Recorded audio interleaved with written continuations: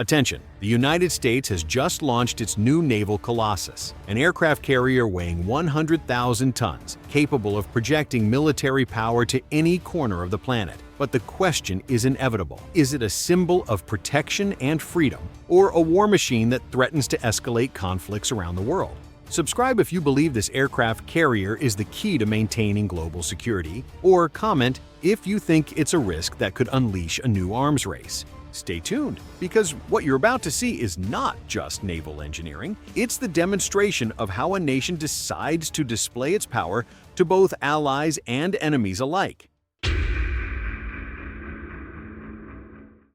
Where giants are born, deep in the heart of Virginia, along the banks of the James River, lies a facility that has been building America's floating fortresses for over 100 years. Newport News Shipyard is no ordinary shipyard. It is the only place in the entire country capable of constructing nuclear-powered aircraft carriers. At the center of this operation are the massive concrete structures known as dry docks. These are not typical construction sites. Dry Dock 12, where the USS John F was born, measures over 600 meters long and 76 meters wide. To put it into perspective, nearly 500 school buses could park there end-to-end. But what makes this process even more remarkable is that aircraft carriers are not built like conventional ships. While most vessels are manufactured in sections and later assembled, an aircraft carrier is built from the keel up as a continuous structure. Every pipe, cable, and compartment is carefully planned and installed while the ship rests on enormous concrete blocks called keel blocks.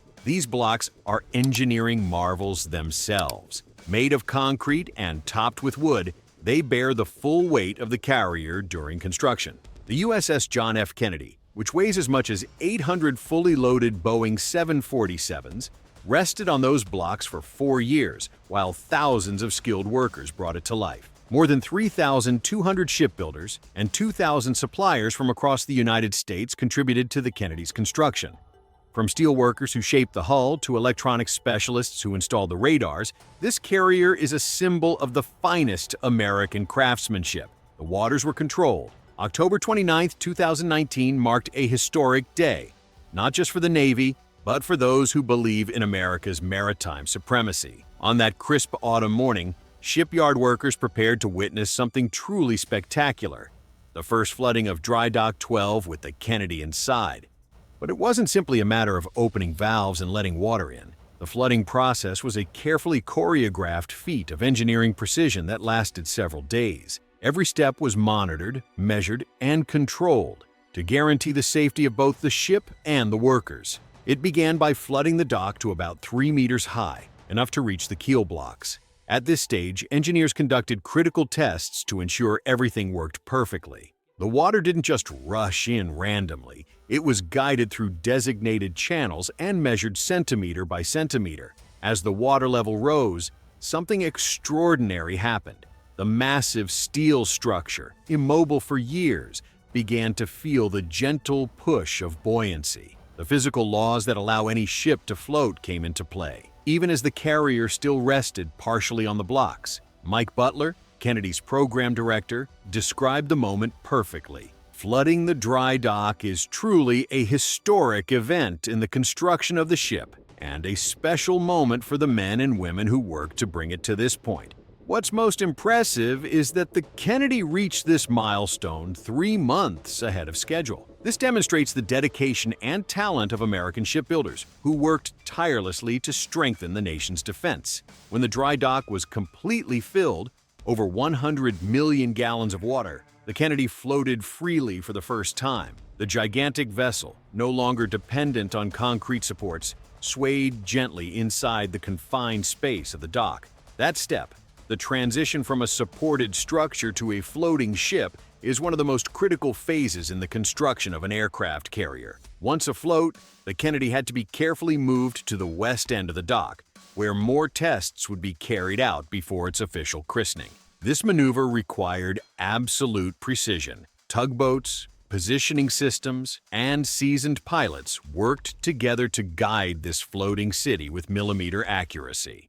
There was no margin for error when moving a ship worth more than the total GDP of several small nations. The christening and tradition. On December 7, 2019, Pearl Harbor Day, Caroline Kennedy performed the traditional act of breaking a bottle of champagne against the ship's bow. It wasn't just a ceremony, it was a reenactment of the same gesture she had made 52 years earlier when the first USS John F. Kennedy was christened. After the christening, the real adventure began.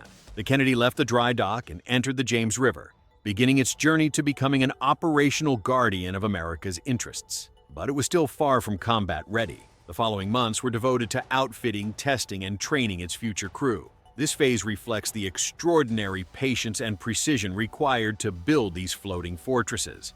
Unlike commercial ships, which can quickly enter the market, military vessels undergo rigorous trials to ensure they can perform missions whenever national security demands it. Revolutionary technology. What truly sets modern Ford-class carriers apart is their technology. The electromagnetic aircraft launch system, known as EMALS, represents a historic shift. For decades, carriers used steam catapults to launch planes. They worked, but had limitations. EMALS changes everything. Instead of steam, it uses electromagnetic force through linear induction motors. This isn't a minor upgrade. It's a complete reinvention of how planes take off. The system provides smoother acceleration, reducing stress on pilots and aircraft, less wear, less risk, more effectiveness. It can also launch everything from lightweight drones to heavy fighters with equal precision, and it recharges faster than steam catapults, boosting sortie rates when maximum attack power is needed. Early tests had problems. The system managed only 600 cycles between failures instead of the 4,000 expected. But that's the point of testing, to identify flaws and fix them before sailors rely on them in combat. Over time, the progress was huge. The USS Gerald R. Ford has already conducted over 22,900 aircraft launches and recoveries, proving that American engineering can overcome any challenge. The human factor. Behind every technological marvel lies the dedication of people. More than 3,200 shipbuilders and 2,000 suppliers participate in each carrier, representing communities from all across the nation. In many cases, families have worked at Newport News for generations, passing down knowledge and pride from parents to children. These workers face tasks that would overwhelm most: handling nuclear reactors, advanced electronics, precision machinery, and state-of-the-art weapon systems. Every weld, every test, every detail must meet exacting standards, because lives depend on it. Although the Kennedy's delivery was delayed from 2025 to March 2027, these delays reflect commitment to quality rather than construction mistakes. The Navy does not compromise on excellence. Each delay incorporates lessons learned from the USS Gerald R. Ford and ensures the Kennedy will be even better. Global impact and deterrence. The moment an aircraft carrier touches water, it changes military calculations around the globe. They are floating cities that not only represent strength, but also reassure allies and give adversaries pause. When tensions rose in the eastern Mediterranean following Hamas attacks in Israel, the USS Gerald R. Ford Strike Group deployed within hours. That speed is only possible thanks to the infrastructure that builds and maintains these giants. A single Ford-class carrier has more air power than many national air forces. It can operate up to 90 aircraft, including stealth F-35Cs, capable of projecting power hundreds of kilometers inland. And it never sails alone. It's always accompanied by cruisers, destroyers, and submarines, forming a strike group that few nations could challenge. Its economic impact is also massive. The program sustains hundreds of thousands of jobs, from steel mills to high-tech companies. Even allies like France have purchased electromagnetic launch systems and advanced arresting gear, recognizing American technological superiority. The Navy's current plan is to maintain a fleet of 11 carriers, ensuring that several are always ready to deploy while others undergo maintenance. Looking to the future, the program will continue for decades. The USS Enterprise CVN-80 and USS Doris Miller CVN-81 are already under construction, with constant improvements incorporated. These ships are designed with growth capacity. They use only half of their electrical generation, leaving room for future directed energy weapons or systems that don't yet exist. The USS Doris Miller will carry profound significance in U.S. naval history. This carrier will mark a turning point, not only for its technological capability, but for what it represents in terms of memory, justice, and recognition. It will be the first carrier named after an African American, and the first to honor an enlisted sailor, breaking the tradition of dedicating these colossi almost exclusively to presidents, admirals, or prominent political figures. Doris Miller was a young sailor who, without high rank or specialized gunnery training, displayed extraordinary courage during the 1941 attack on Pearl Harbor. Amid the chaos, as Japanese planes bombed the naval base, Miller sprang into action. He helped wounded comrades and manned an anti-aircraft gun, firing at the attackers, even though he had never handled that type of weapon before. His bravery was officially recognized, and he became a symbol of dedication and heroism. From the moment engineers open floodgates and millions of gallons of water begin slowly filling a dry dock, a nearly ceremonial moment begins, where engineering and tradition intertwine. It's not just about flooding a concrete cavity. It's the culmination of years of design, collective effort, and technical discipline.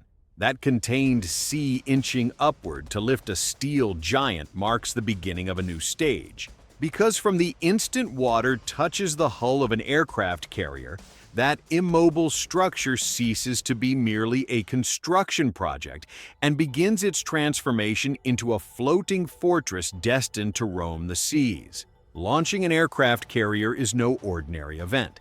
It's the synthesis of the best a nation can offer in terms of knowledge, teamwork, and strategic vision. These colossi are not mere vessels. They are visible symbols of power, platforms capable of projecting military force, but also of serving as guarantors of international stability in times of crisis. Every detail, from the keel's design to the most sophisticated electronic systems, reflects the relentless pursuit of perfection and the conviction that the security of millions may depend on what happens within those steel walls. When one of these ships finally enters service, it's not just a boat sailing into the ocean. It's a clear, direct, and forceful message that transcends borders. The United States remains firmly committed to defending freedom, supporting its allies, and maintaining the ability to respond to any global threat. An aircraft carrier at sea is not just a military asset. It's a political declaration, a signal that the nation that built it is willing to shoulder the cost and responsibility of leading on the seas. The case of the USS John F. Kennedy is a perfect example of this narrative. From the first cut of steel, every shipyard worker knew they were not forging mere metal plates, but a legacy that would transcend generations. Every weld and every installed cable was another piece in a titanic puzzle that, once complete, would form one of the most complex structures ever created by human hands. Years of planning, adjustments, and technical reviews passed, until, finally, the day of the launch arrived, and that massive steel began to feel the embrace of the water. And when the ship finally floated, accompanied by the echo of sirens and applause, it wasn't just an engineering feat. It was a triumph of perseverance and the coordination of thousands of people. It was proof that continuous improvement, patience, and attention to detail can transform an idea into a colossal reality. Because behind every rivet, every installed system, and every test passed lies a philosophy that transcends the technical, the conviction that excellence is non-negotiable, and that great achievements can only be reached through collective effort. The John F. Kennedy, like other carriers of its class, leaves us with a lesson that goes beyond the military. It reminds us that in any area of life, whether building a ship, creating a business, or pursuing a personal project, the combination of patience, coordination, and a spirit of constant improvement is the key to achieving extraordinary results. These are the values that turn something conceived on blueprints into a tangible legacy that sails proudly and will endure for decades. Ultimately, every aircraft carrier that's launched becomes not only a bastion of defense and a cornerstone of maritime strategy, but also a living testament to what a society can achieve when it aligns talent, resources, and vision in a single direction. It is in that convergence, in that crossing of technique and will, where the works that shape history are built. And so, after decades of experience, thousands of workers, and billions invested, the USS John F. Kennedy ceases to be just a project on paper and becomes a titan destined to sail the seas. But the lingering question is inevitable. Are we witnessing a historic engineering achievement that guarantees defense and freedom around the world? Or are we watching the birth of the most dangerous war machine on the planet? Because while some celebrate it as a symbol of protection and national pride, others see it as a threat that could intensify tensions and provoke new arms races.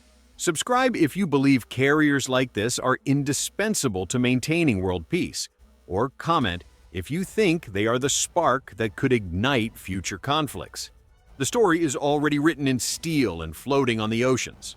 The question now is, will it be remembered as the guardian of freedom or as the beginning of a new era of uncertainty?